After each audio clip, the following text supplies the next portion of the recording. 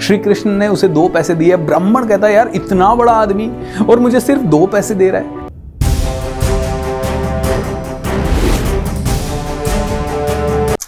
एक बार भगवान श्री कृष्ण और अर्जुन सैर पे निकले, धरती के भ्रमण पे निकले, और जब वो धरती के भ्रमण पे निकले तो उन्हें एक बहुत ही गरीब ब्राह्मण दिखाई दिया।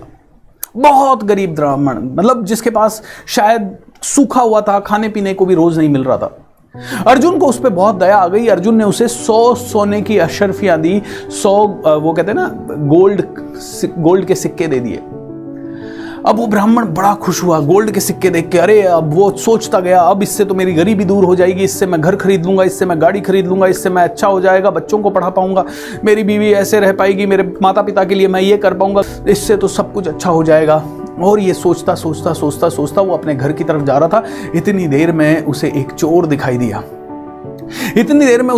दिखाई दिया और उस चोर ने इसको चाकू दिखाया और कहा ये सारी मुझे दे, अदरवाइज मार दूंगा यहीं पे। ब्राह्मण डर से कांपने लगा, थरथराने लगा, एंड उसने कहा ले मेरे भाई, एंड 100 सोने की अशर्फियां उसने चोर को दे दी।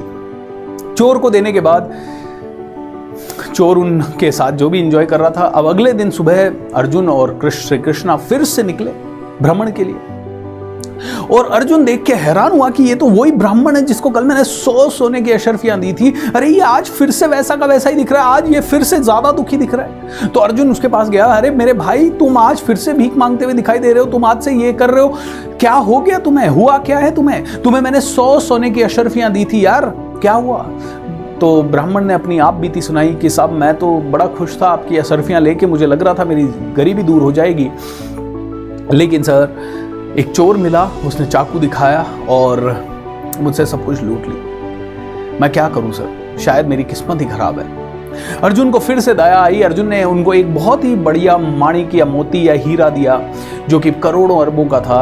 अर्जुन ने कहा कोई बात नहीं, ये रखो, इसको बेच के बहुत सारे पैसे मिलेंगे, इससे तुम्हारी गरीबी दूर हो जाएगी। अब वो मणक लेके या वो हीरा लेके, मोती लेके अपने घर गया और वाइफ को बताया उसने कि उसने साइड में रखा कि वाइफ को सुबह बताऊंगा, क्योंकि जब वो घर पहुंचा वाइफ सो रही थी। अगले दिन वाइफ ने देखा ये कांच का कोई टुकड़ा है, ये करके वाइफ ने अंधेरे में उसको बर्तन धो रही थी, उसके साथ साथ उसको भी फेंक दिया कहीं नदी में, और वो सुबह उठ के देखा तो हीरा नहीं था। फिर से वो गरीब का गरीब फिर से भीख मांग रहा है, या फिर से वो जो भी अपना काम कर रहा है वैसे ही बैठा है, दुखी बैठा है।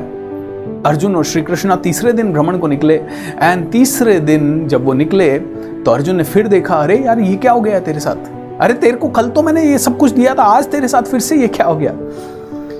बोला सर ऐसी बात हो गई, मेरी वाइफ ने उसको फेंक दिया कहीं, और अब मैं क्या करूं सर, मेरी तो शायद किस्मत ही खराब है। अर्जुन ने कहा भाई अब तेरी किस्मत खराब है तो मैं भी तेरा कुछ कर नहीं सकता। तो श्री कृष्ण को दया आ गई। श्री कृष्ण ने उसे 2 पैसे दिए। ब्राह्मण कहता है यार इतना बड़ा आदमी और मुझे सिर्फ 2 पैसे दे रहा है, इतना बड़ा आदमी और सिर्फ मुझे 2 पैसे दे रहा है। ब्राह्मण ने वो 2 पैसे अपने कमंडल में डाले और वहां से चलने लगा। और जैसे जैसे वो जा रहा था उसने नदी किनारे एक मछुआरे को देखा जिसने अभी एक मछली निकाली। तो ब्राह्मण ने कहा अरे तुम मछली मार रहे हो, जीव हत्या कर रहे हो, समझ नहीं आ रहा तुम्हें? तो मछुआरा बोलता है साहब मेरा जीवन यापन इस मछली से चलता है, तो मैं खाऊंगा क्या?